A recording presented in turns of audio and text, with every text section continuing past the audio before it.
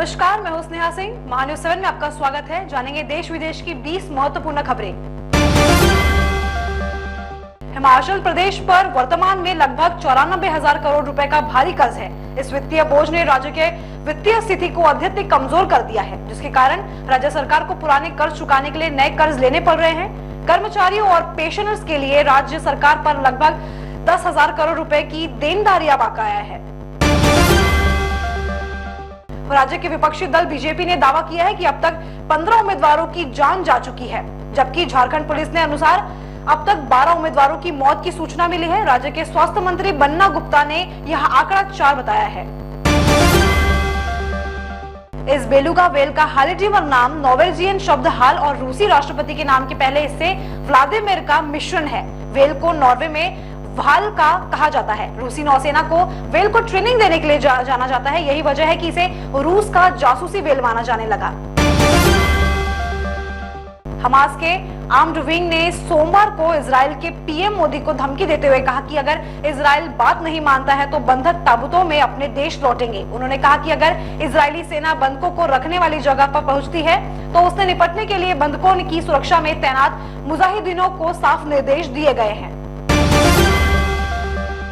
One विभाग के हाथ अगली सफलता न लगते देख ग्रामीण अब भेड़ियों भगाने के लिए ईश्वरीय मदद की आशा कर रहे हैं। इसके लिए उन्होंने मंगलवार को हनुमान चालीसा और सुंदरकांड का पाठ शुरू कर दिया है। उत्तर प्रदेश में सरकारी कर्मचारियों को संपत्ति का ब्यौरा सरकार को देने की आखिर तारीख 1 महीने बढ़ाई गई है। यूपी सरकार ने कहा था कि 31 अगस्त तक राज्य कर्मचारी अगर अपनी संपत्ति का ब्यौरा नहीं देंगे तो उनकी तनख्वाह रोक दी जाएगी। अब सरकार ने संपत्ति की जानकारी देने की आखिरी तारीख 30 सितंबर कर दी है। नौकरी की तलाश कर रहे 3 बांग्लादेशी नागरिकों को किडनी तस्करी गिरोह ने इस कदर अपने चंगुल में फंसाया कि उनको ये पता नहीं चला कि उनके साथ क्या क्या होने जा रहा है। युवराज सिंह ने पिता ने एक बार फिर अपने बयान से सनसनी मचा दी है। इस बार योगराज ने कपिल देव को लेकर एक ऐसा बयान दिया है जिसे क्रिकेट जगत के होश उड़ा दिए गए हैं। पूर्व मंत्री हरक सिंह रावत ने ईडी की पूछताछ के बाद कहा कि केंद्रीय एजेंसियों का दुरुपयोग कर लोगों को परेशान किया जा रहा है। उन्होंने कहा कि देश में आपातकाल जैसा माहौल बन गया है। कोलकाता के रेप और मर्डर मामले में जूनियर डॉक्टरों द्वारा पुलिस आयुक्त विनीत गोयल के इस्तीफे की मांग की जा रही है। इसे लेकर अलग अलग मेडिकल कॉलेज के जूनियर डॉक्टरों द्वारा विरोध प्रदर्शन किया जा रहा है। आंध्र प्रदेश और तेलंगाना में भारी बारिश की वजह से जनजीवन अस्त व्यस्त हो गया है। दोनों राज्यों में अब तक कुल 31 लोगों की मौत हो गई है। वहीं लोगों को जरूरी सेवाओं के लिए अभी भी काफी दिक्कतों का सामना करना पड़ रहा है। फिलीपींस में तूफान यागी ने भारी तबाही मचाई है। भारी बारिश के चलते कई इलाकों में बाढ़ आ गई है। बाढ़ और भूस्खलन की चपेट में आने से कम 14 लोगों की मौत हो गई है। पंजाबी सिंगर एपी ढिल्लों के घर के बाहर पिछले 2 दिनों से फायरिंग हुई थी।